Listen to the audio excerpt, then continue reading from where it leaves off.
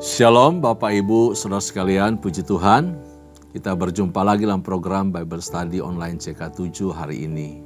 Kita akan melanjutkan pembelajaran kita pada hari ini dari kitab Ayub pasalnya yang ke-6. Tentang apa? Tentang kekecewaan Ayub terhadap sahabat-sahabatnya. Bapak Ibu salam Tuhan, kita mengerti betul makna suatu ungkapan atau pepatah, sudah jatuh, ditimpa tangga pula. Nah, kira-kira itulah gambaran dari kondisi Ayub. Dia sudah alami kemalangan, tetapi oleh sahabatnya yang datang, ya, kemalangan yang dialaminya itu dinilai sebagai upah atau akibat dari dosanya Ayub.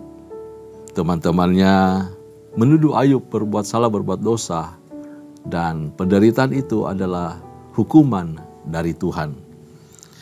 Nah, Bapak Ibu salam Tuhan, apa dan bagaimana respon Ayub terhadap teguran sahabat-sahabatnya itu, ya, mengenai penderitaan dan kemalangan yang menimpa dirinya?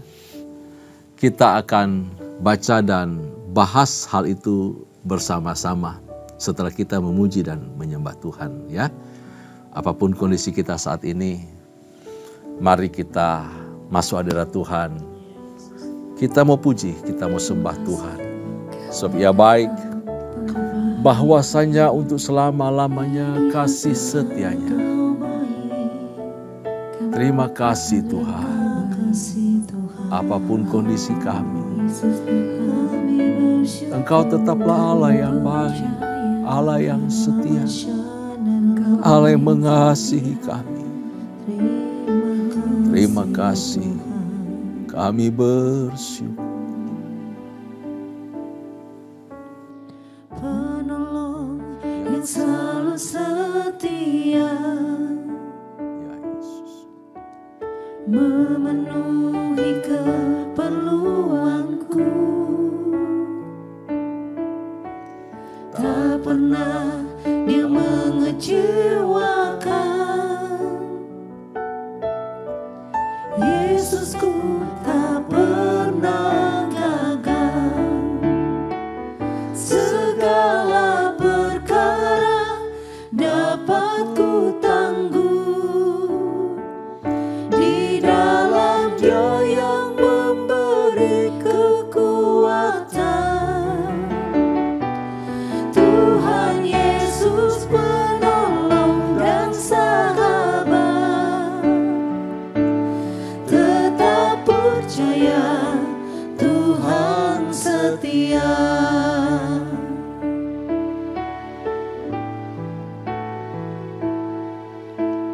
Penolong yang selalu setia, memenuhi keperluanku. Tak pernah Dia mengecewakan. Yesusku tak pernah gagal. Segala perkara dapat ku tanggung di dalam Dia yang memberi kekuatan. Tuhan Yesus penolong dan sahabat, tetap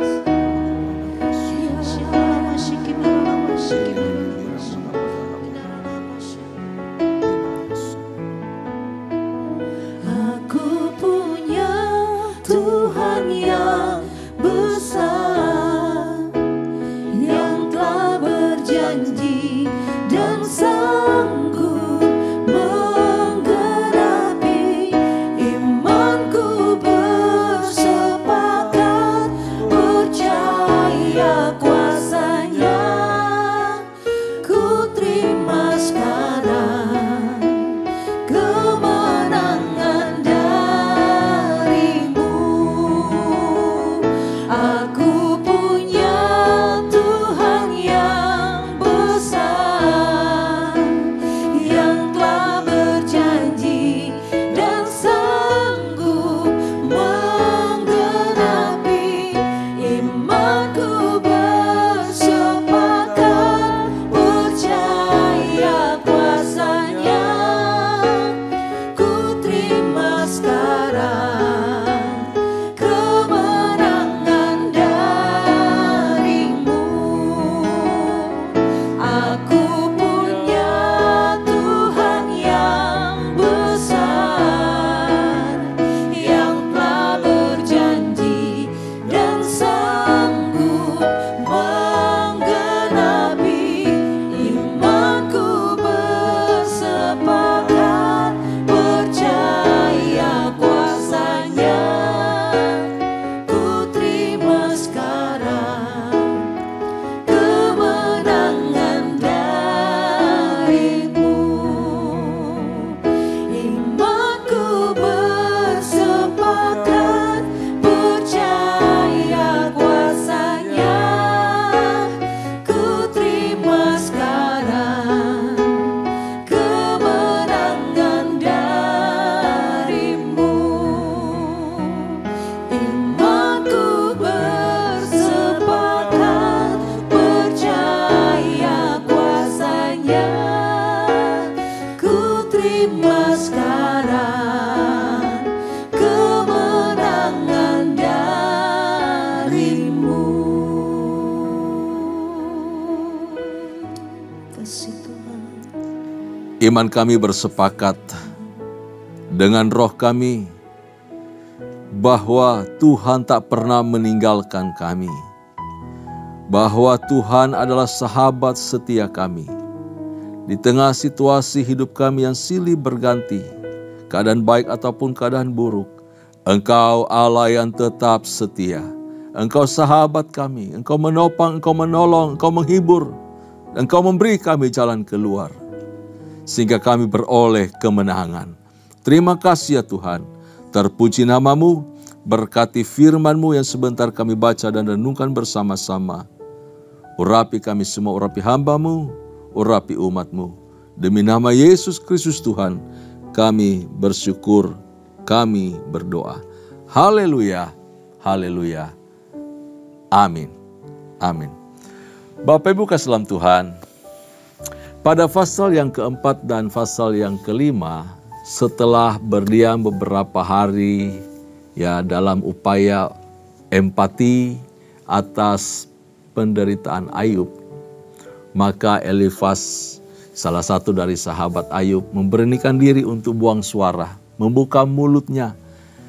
Namun dia menegur Ayub karena Ayub berkeluh kesah lewat ucapan-ucapan, ya, mulutnya, bibirnya, karena keterpurukan yang dialami oleh Ayub.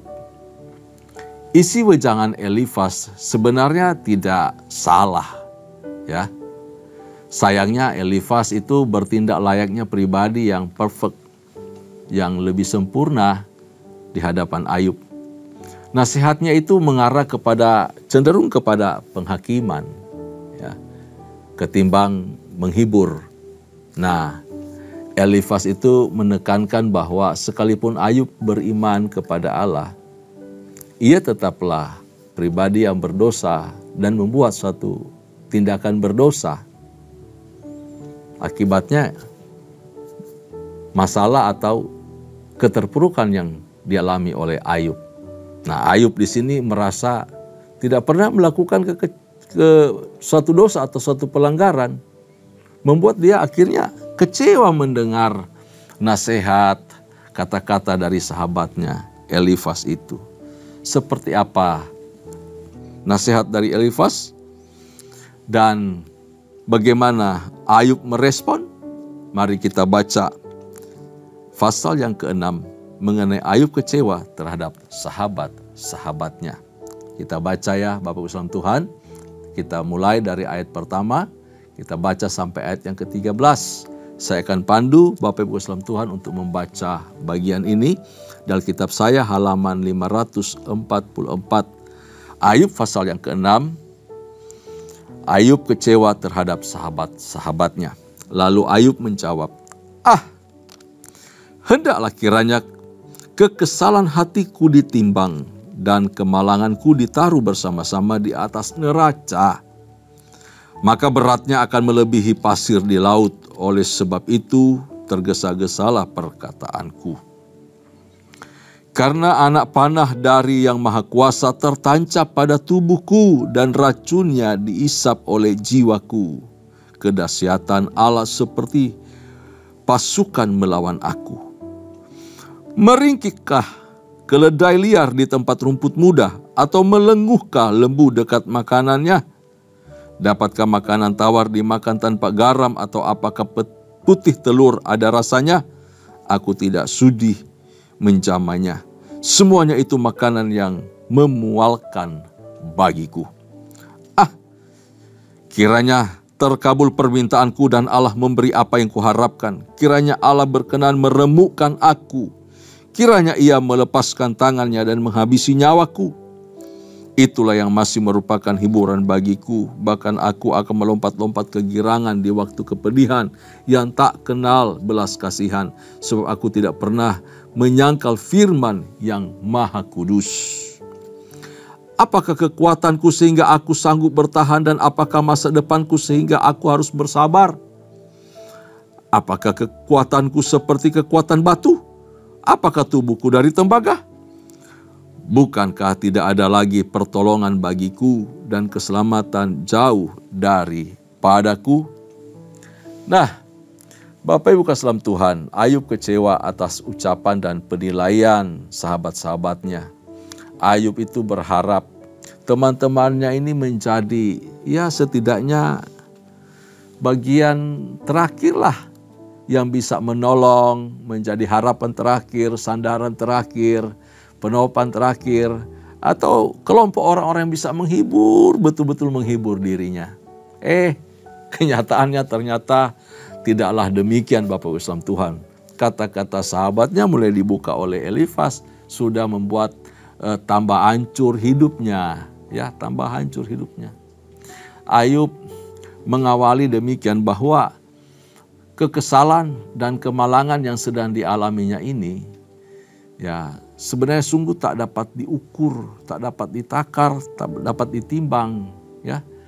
Beratnya, bahkan beratnya itu seperti pasir di tepi laut yang tiada habis-habisnya, tiada batasnya.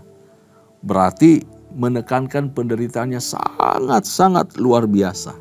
Makanya seperti ada keluhan di bawah, lebih baik Tuhan cabut nyawanya, ya, akhiri saja penderitaannya.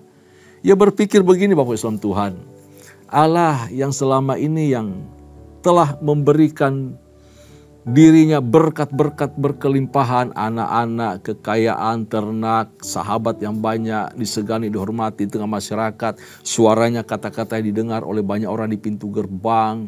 Ya, semua hal berjalan dengan baik. Kini Allah yang memberkati itu balik menjadi musuhnya, berdiri di seberang dirinya menjadi lawan dia. Aduh, itu penilaian Daud dengan masalah dan pergumulan hidup yang dialaminya itu. Sumber daya dan kemampuan yang dipakai Ayub untuk tetap menjaga dia bertahan, baik iman, pengharapan, dan sukacitanya itu sudah habis, udah nggak ada lagi. Dia tinggal menunggu dari teman-temannya. Jadi ketika dia mendengar ocehan temannya seperti itu, wah, tambah terpuruk dirinya, Bapak Ibu Tuhan. Sekalipun Elifas itu memberi nasihat dan meramalkan, bernubuat sesuatu yang baik di masa depan untuk hidup Ayub, wah, bagi Ayub rasanya itu suram saja, nggak ada masa depan. Hari-harinya sudah penuh dengan kesuraman dan tidak ada hari esok lagi. Ia telah kehilangan harta, keluarga, hubungan sosial. Jadi kalau kita perhatikan Bapak Islam Tuhan, penderitaan Ayub itu bukan cuma sekedar penderitaan jasmani. Ini penderitaan yang sangat luar biasa ya. Kehilangan harta. Ini masalah kekayaan, masalah dasar penghidupan.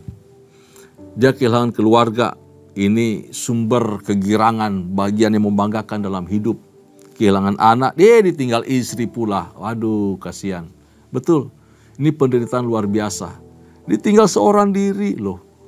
Bahkan diberitahu bahwa pembantunya dan anak pembantunya di rumah saja tidak mau pandang dia. Bukan cuma keluarganya, bukan cuma istrinya yang meninggalkan dia. Bahkan orang-orang yang dipelihara, diurusnya dari kecil. Ya, yang lahir di rumahnya, anak-anak pembantunya, anak-anak budaknya. Menengok Ayub aja enggak. Menyapa Ayub aja enggak. Waduh, ini penderitaan luar biasa. Dalam hubungan sosial, di tengah masyarakat. Masyarakat menjauh dari dia. Orang-orang yang pernah ditolong Ayub tidak pedulikan dia lagi. Waduh, ini mengerikan sekali Bapak Islam Tuhan. Suaranya yang dulunya didengar tengah masyarakat di pintu gerbang, memutus segala perkara, menolong banyak orang susah, diabaikan oleh masyarakat. Orang pernah ditolongnya, tidak memperhatikan dia, tidak mau gubris dia, mau lirik aja enggak. Berikutnya apa lagi? Wah, dia punya penderitaan kesesakan mental yang luar biasa. Mentalnya dalam kondisi paling bawah sudah. Berat sekali. Antara bertahan, berjuang, tetap percaya kepada Tuhan atau tidak. Aduh, itu untung-untung saja sarafnya nggak putus Bapak Islam Tuhan. Ini tekanan mental yang luar biasa kalau kita lihat kondisi Ayub ya. Dan saya kira tidak ada seorang pun yang kemudian hari bisa mengulangi, mewakili kehidupan seperti Ayub. Enggak. Kita menerima salah satu bagian dari penderitaan Ayub aja udah kepengen bunuh diri, kepengen mati saja. Betul, saking sulitnya. Kalau kita bisa bertahan itu oleh karena anugerah Tuhan. Belum lagi masalah emosi. Aduh, putus asa Bapak Ibu. Ayub mengalami kondisi mau putus asa, hampir putus asa. Penderitaannya begitu berat. Dan ditambah lagi dalam kalimatnya ini, seolah-olah Allah itu sudah meninggalkan dia. Allah berdiam diri dan tidak mau peduli dengan Ayub. Waduh. Gak terkira Bapak Ibu Islam Tuhan. Mau dikatai seperti apa penggambaran kondisi Ayub. Sulit sekali. Nah, siapa yang bisa bertahan dalam kondisi seperti ini Bapak Ibu Islam Tuhan? Kondisi yang sangat berat. Karenanya itu Ayub memohon kiranya Allah, udah Tuhan, akhiri saja deh. Cabut nyawaku dah. Terlalu sulit, terlalu berat untuk aku tanggung. Cabut nyawaku. Sebab itu sudah tidak sanggup lagi untuk menderita seperti ini. Tidak lagi masa depan. Tidak ada lagi pertolongan dari Tuhan. Sudah lenyap semua. Bahkan orang-orang yang terakhir yang seharusnya memberi nasihat yang baik, mensupport, berdiam diri bersama saya di samping. Ternyata mereka juga mengata-ngatai sesuatu yang tidak benar tentang diriku. Ayat 10 diberitahu, itulah yang masih merupakan hiburan bagiku. Bahkan aku akan melompat-lompat kegirangan di waktu kepedihan yang tak kenal belas kasihan. Sebab aku tidak pernah menyangkal firman yang maha kudus. Ini hebatnya Ayub. Di tengah situasi yang seperti itu pula. Ya, saudaraku. Dari semua penderitaan yang tidak mengenal belas kasihan yang menimpa dirinya itu, ia akan melompat kegirangan. Melompat kegirangan. Dia mau bersuka cita karena dia tidak berpaling dari Tuhan dan tidak menyangkal firman-Nya. Kenapa demikian? Karena Ayub menjaga hatinya dan pikirannya tetap lurus terhadap Tuhan. Kita harus belajar seperti Ayub, Bapak Ibu Islam Tuhan. Ya, di tengah derita hidup, ia tidak berpaling dari Tuhan dan tidak sangsi akan firman Tuhan. Saya kira manusiawi kalau sampai 6-7 kategori penderitaan yang dialaminya tadi itu, yang kita bahas tadi di depan. Sampai dia harus mengalami keputusasaan dan kemudian ingin cabut aja nyawaku. Tuhan, ambil nyawaku. Itu suatu keputusan, suatu keluhan yang luar biasa keluar dari mulutnya. Dan kalau Tuhan yang melakukan itu, dalam kondisi dia masih tetap percaya, itu suatu kegirangan buat dia. Itu maksudnya dari ayat 10 itu. Kalau Tuhan sampai cabut nyawanya dan berakhirlah penderitaannya, itu kegirangan yang luar biasa. Dalam kondisi iman yang masih tetap kuat, tetap teguh. Ya, itu yang Ayub alami. Mari kita baca selanjutnya di ayat berikutnya, ayat 14. Siapa menahan kasih sayang terhadap sesamanya, melalaikan takut akan yang Maha Kuasa. Saudara-saudaraku, tidak dapat dipercaya seperti sungai, seperti dasar daripada sungai yang mengalir, lenyap, yang keliru karena air beku, yang di dalamnya salju menjadi cair, yang surut pada musim kemarau dan menjadi kering di tempatnya apabila kena panas. Berkeluk jalan arusnya, mengalir ke padang tandus lalu lenyap. Kafilah dari Tema mengamat-amati dan rombongan dari Sheba mengharapkannya, tetapi mereka kecewa karena keyakinan mereka. Mereka tertipu setibanya di sana. Demikianlah kamu sekarang bagiku ketika melihat yang dahsyat. Takutlah kamu. Pernahkah aku berkata, berilah aku sesuatu, atau berilah aku uang suap dari hartamu, atau luputkan aku dari tangan musuh, atau tebuslah aku dari tangan orang lalim? Ajarilah aku, maka aku akan diam, dan tunjukkan kepadaku dalam hal apa aku tersesat.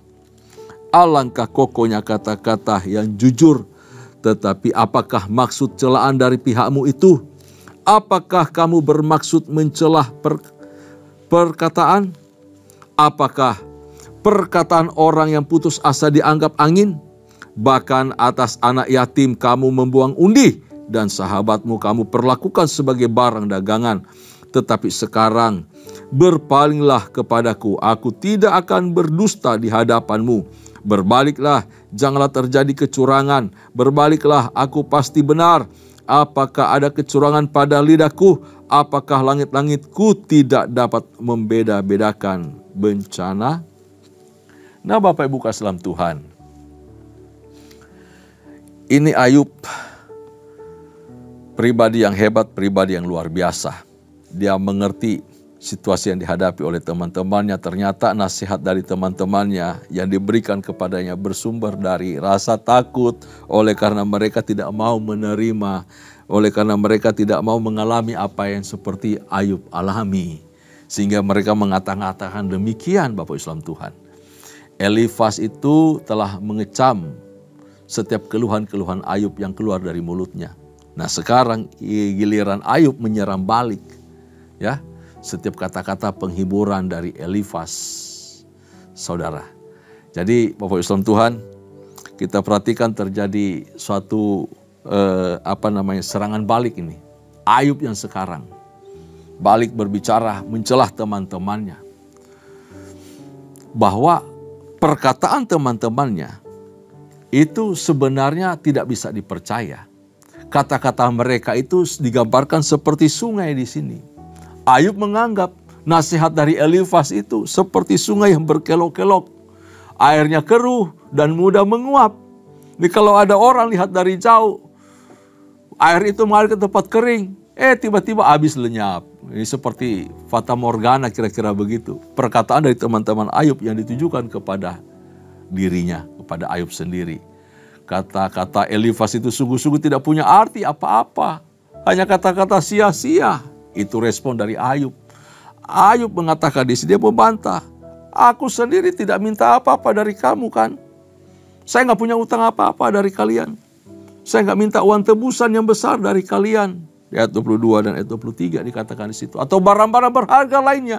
Untuk kalian menyumbang kepada saya supaya saya kaya lagi. Supaya saya sembuh lagi. Enggak ada yang saya minta, enggak ada yang saya harapkan dari kalian seperti itu. Tapi kenapa kalian mengatakan seperti itu tentang saya dan penderitaan yang saya alami? Kenapa kalian menuduh saya sebagai orang berdosa? Dan oleh karena dosa itu maka Tuhan menghukum saya. Waduh, Bapak Islam Tuhan, Ayub yang Ayub minta, yang Ayub harapkan adalah hanya belas kasihan yang wajar, ya, hanya perhatian, duduk sama-sama, mengalami sama-sama apa yang sedang dialaminya. Betul. Itu namanya empati. Kadangkala kita ini kalau menyaksikan atau melihat datang ke tempat orang yang sedang berduka, mengalami kemalangan, mulut kita ini terlalu gampang mengucapkan kata-kata penghiburan kepada mereka.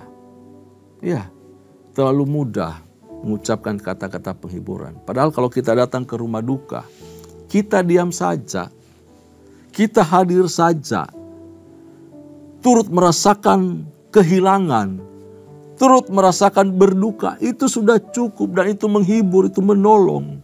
Tapi kalau kita, ya Bu ya nanti Tuhan tolong, Tuhan hiburkan, nanti Ibu bergembira lagi, ya tetap kuat ya. Nggak bisa. Orang lagi bersedih, orang lagi berduka, nggak bisa dikata-katakan seperti itu, dihibur seperti itu. Tuhan Yesus sederhana menasihati kita, menangislah dengan orang yang menangis. Tertawa bersukarialah dengan orang yang bersukaria. Tertawa, bergembira bersama-sama. Dalam situasi apapun kita tinggal turut serta di dalamnya. Nanti waktu berjalan, seseorang itu akan terhibur, akan kuat kembali. Kita cukup mendampingi, hadir bersama-sama. Ya, menemani dia melewati hari-hari perkabungan, hari-hari kedukaan, hari-hari kesulitan hidup. Kalau dia kekurangan apa-apa, di situ kita mensupport, menolong, menyumbang, apa saja bisa kita lakukan. Ya, di sini Ayub sangat kecewa terhadap mereka, teman-teman. Ya, Ayub sendiri yang mengecewakan dirinya. Bapak Salam Tuhan.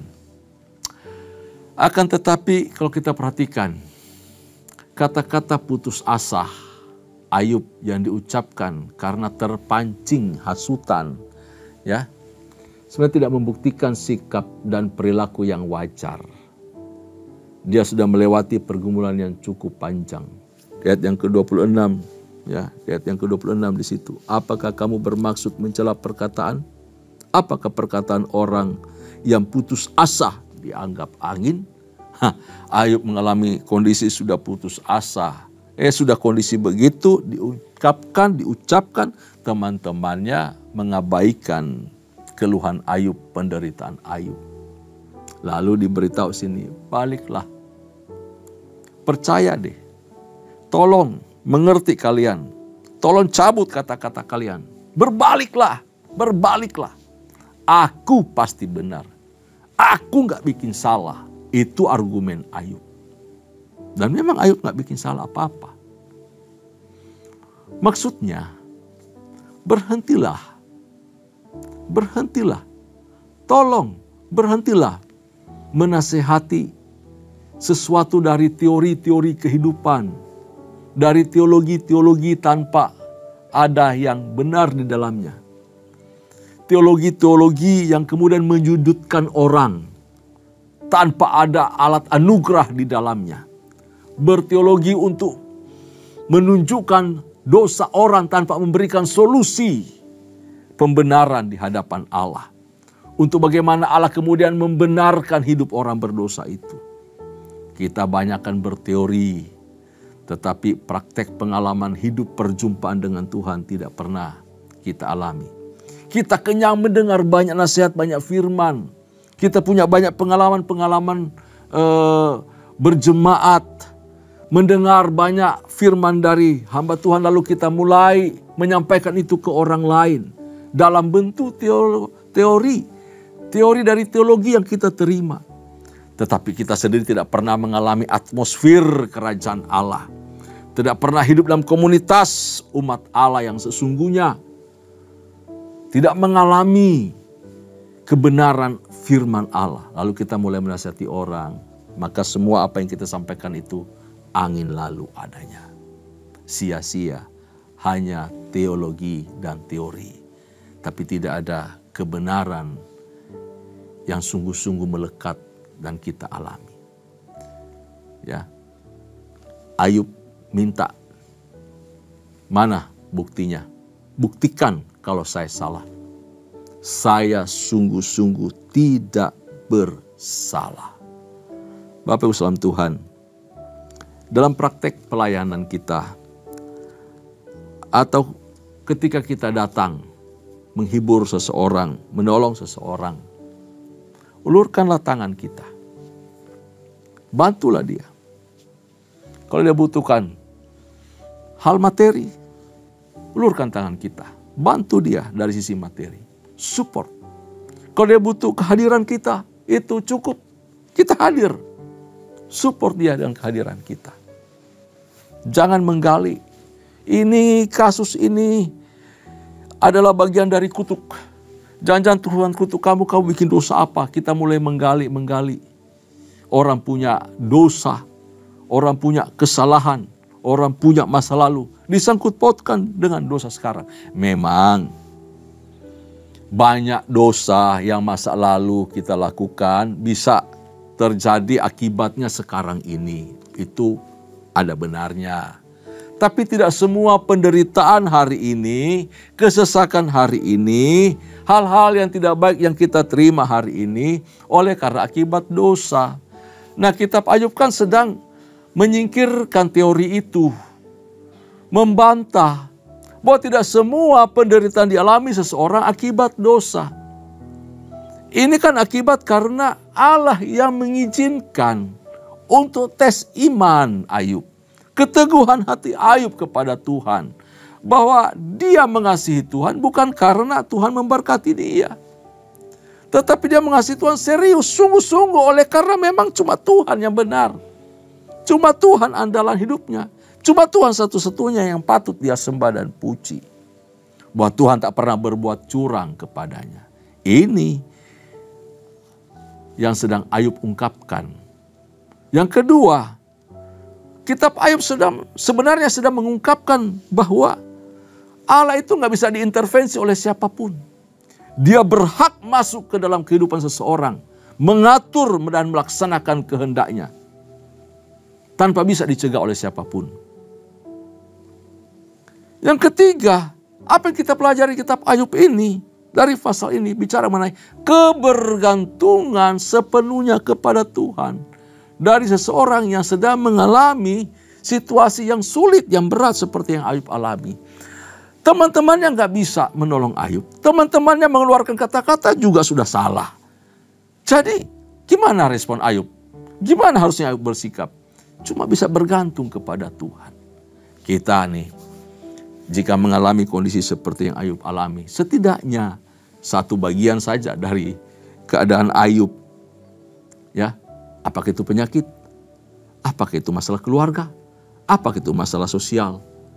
Coba datang kepada Tuhan. Cuma Tuhan satu-satunya andalan kita. Cuma Tuhan satu-satunya solusi. Cuma Tuhan dan kepada Dia kita bisa berdiam diri, menanti-nantikan Tuhan. Cuma Tuhan yang bisa kita jadikan sandaran hidup. Percaya sama Tuhan aja. Jangan curigai Tuhan. Bahwa Tuhan berbuat curang kepadaku. Nah, Tuhan tak pernah berbuat curang. Dia tetaplah Allah yang baik. Yang mengasihi kita. Yang menolong kita. Dan tidak pernah meninggalkan kita. Bapak Ibu sekalian Tuhan. Demikianlah ungkapan kekecewaan Ayub terhadap sahabat-sahabatnya. Tapi saya percaya melalui apa yang dinyatakan Ayub di sini. Kita belajar banyak. Ketika kita mengalami atau melewati suatu kesusahan, kesukaran. Sementara saudara sedang bersungguh-sungguh di dalam Tuhan. Sementara saudara lagi bergairahnya dengan Tuhan.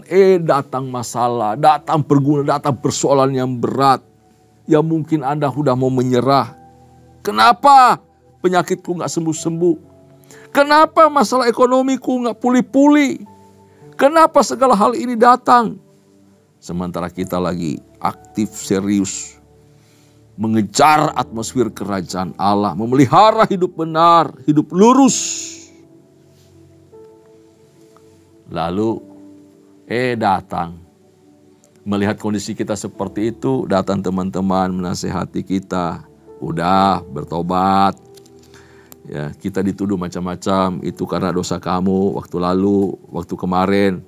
jangan kamu punya masalah dengan si ini, dengan si itu. Ayo coba introspeksi diri, koreksi diri.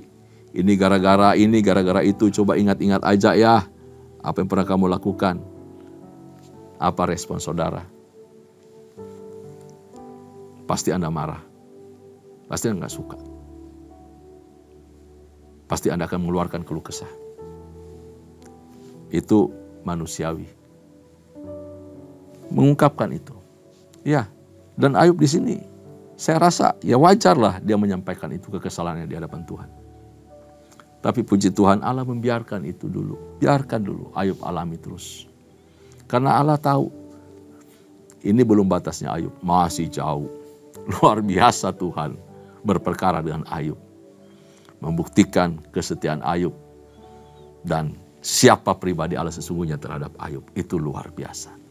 Nah, melalui kehidupan Ayub ini kita diajar untuk bergantung sepenuhnya sama Tuhan dan jangan pernah kehilangan kepercayaan kepada Tuhan. Jangan kecewa sama Tuhan. Jangan kecewa sama Tuhan. Dia pribadi yang hebat, pribadi yang luar biasa. Tak pernah mengecewakan kita, tak pernah meninggalkan kita. Dia menyertai kita selalu, menolong kita. Dan suatu saat di waktunya Tuhan, dia akan turut campur tangan memberi kita kemenangan. Tuhan Yesus memberkati. Amin. Tundukkan kepala kita berdoa. Bapa Surgawi, terima kasih untuk firman yang sudah kami baca, sudah kami pelajari bersama-sama mengenai kehidupan Ayub. Dia menyampaikan kekecewaannya. Dia mengeluarkan seluruh unek-unek dalam pikiran, dalam hatinya, oleh karena sahabat-sahabatnya yang mengata-ngatai sesuatu yang tidak benar tentang dirinya. Menuduh dia berdosa, dia bersalah sehingga hukuman Tuhan turun atasnya.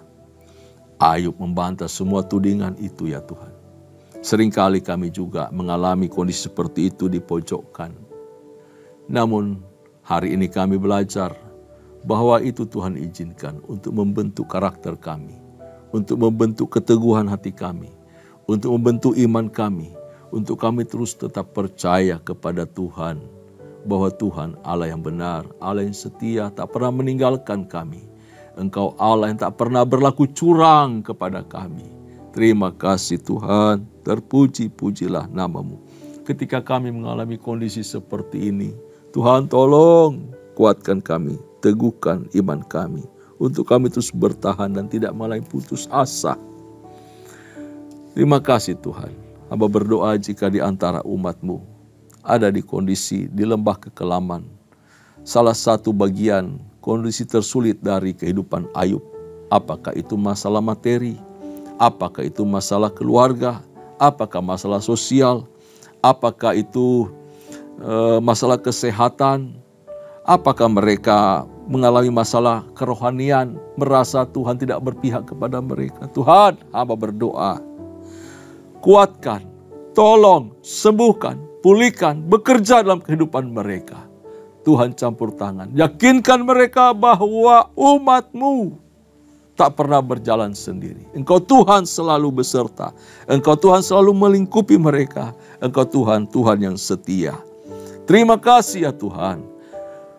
Terpuji-pujilah nama-Mu. Kami mengucap syukur untuk kebenaran firman-Mu yang telah disingkapkan bagi kami semua. Dalam nama Yesus. Sebentar kami akan kembali ya Tuhan, berpisah satu sama lain. Anugerah Tuhan melingkupi kami. Kekasih-kekasih Tuhan arahkan hatimu di hadapan Allah dan terimalah berkat. Anugerah serta berkat yang melimpah dari Allah Bapa. Kasih sayang di dalam Kristus Yesus Tuhan. Serta persekutuan yang manis dengan Allah Roh Kudus. Kiranya menyertai kita mulai sekarang. Sampai Maranatha Tuhan datang pada kali yang kedua. Bahkan sampai selama-lamanya. Setiap kita yang percaya, sama-sama katakan, amin. Tuhan memberkati kita semua. Amin.